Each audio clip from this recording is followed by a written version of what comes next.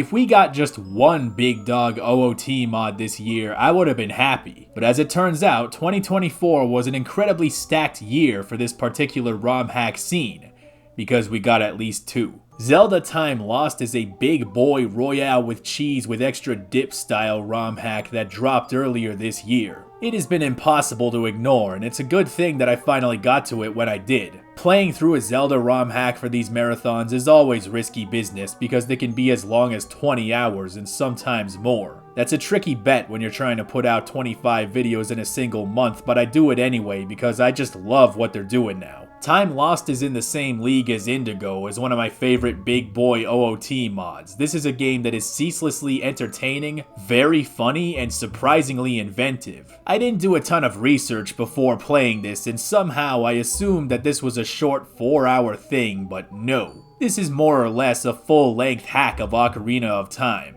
This is a sequel to the earlier Master of Time, which was already very impressive. It follows the events of that game's infamously divisive and goofy canon ending in which the player is blue-balled out of the final medallion, and Link essentially just quits the entire adventure and leaves the land of Abello altogether. I recognize that Zelda fans expect semi-serious and audacious stories, but personally, I thought it was great. Because it's following that canon ending, the overall tone of the game is very comical and funny.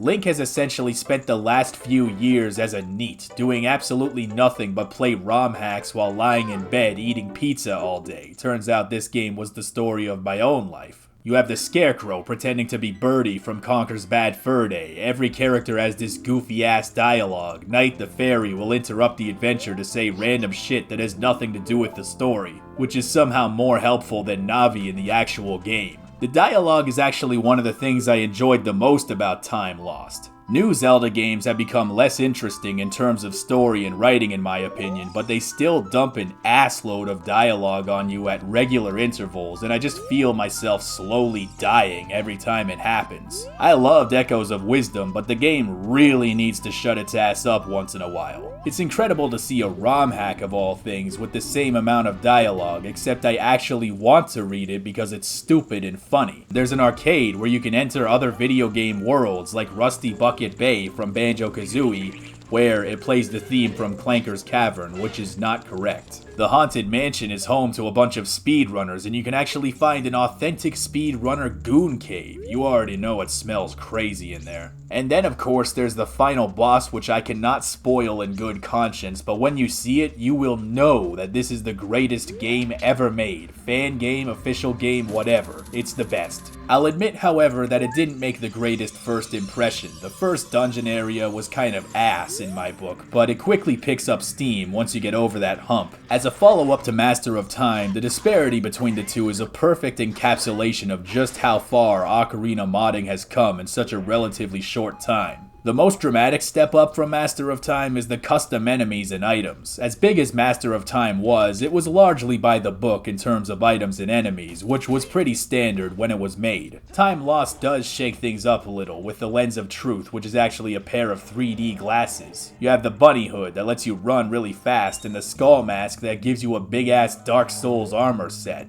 You can't wear both at the same time, so you gotta choose which would be better for the situation. It's a little thing, but it's a strategic angle that I don't usually expect to see in ROM hacks. They also brought back the Re-Dead mask that makes everybody start dancing. I'm surprised they didn't start modding in Fortnite dances and shit.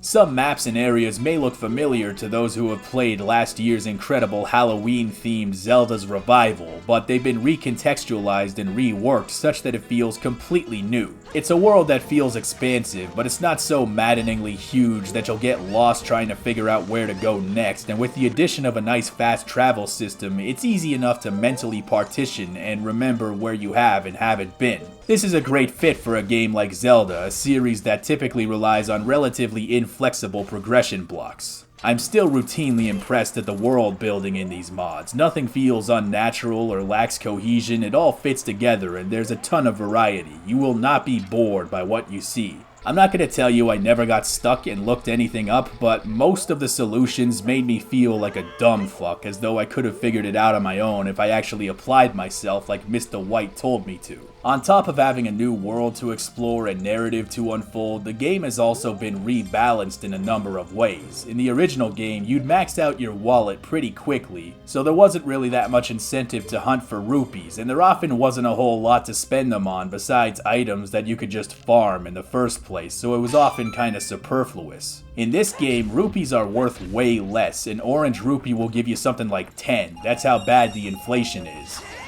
Or is that an inflation thing? I'm not an economist, but what's cool about that is that there's more incentive to cut grass and fight enemies to really save up for the good stuff, like this $500 Shadow Blade. You'll never be in a situation where you'll have 500 rupees for the entire game with nothing to spend them on, and because the game can be surprisingly tough a lot of the time, you'll be wanting to buy those extra safety nets. This dynamic makes the rupees that you do collect a lot more meaningful. Like I always say, Ocarina of Time hacks are logistically more complex to design than Mario 64 because of the progression blocks in order of operations, but it's even more complex to make puzzles and dungeons that are actually compelling within that context. Time Lost really impressed me with its dungeons and puzzles. They're just inventive enough without being so ridiculously obtuse that you'd never figure them out for the life of you. With a few exceptions, I think it operates on a great wavelength, where it tests your knowledge of how the existing systems of Ocarina of Time behave already, without demanding unrealistically immaculate execution.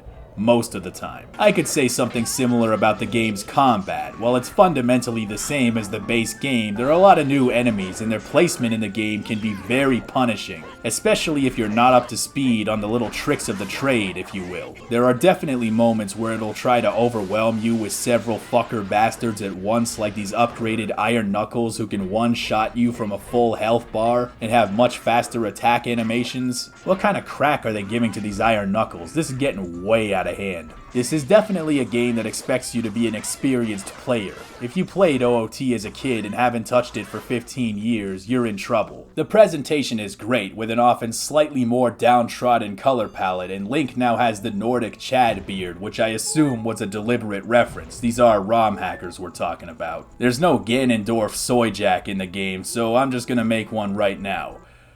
Okay, boom, do that, select this, shrink that, select that, this, bap, bap, bap, bap, boom. He looks just like him. The new Iron Knuckles have this fancy looking armor. Whoever's in that suit really wants to impress somebody. The game is actually surprisingly atmospheric, especially this mansion level. This was genuinely unsettling to me, with its dead quiet ambience and the barely perceptible music just floating through the air.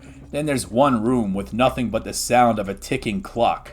There's this really gruesome detail where you can see the dismembered remains of a person hiding just barely out of view. This is what they do to people who say Mario Sunshine is better than Galaxy. Guess they just can't handle the truth. Sometimes it feels like a waste of time to talk about the soundtrack, but I mean, it is pretty damn good.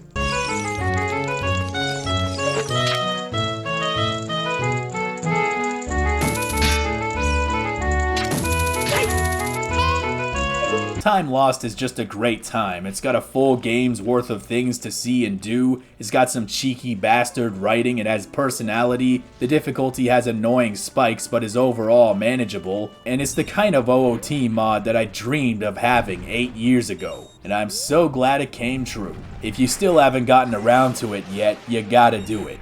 To say the least, it's an adventure. And so is tomorrow's game. But for now, Merry Christmas, cousins!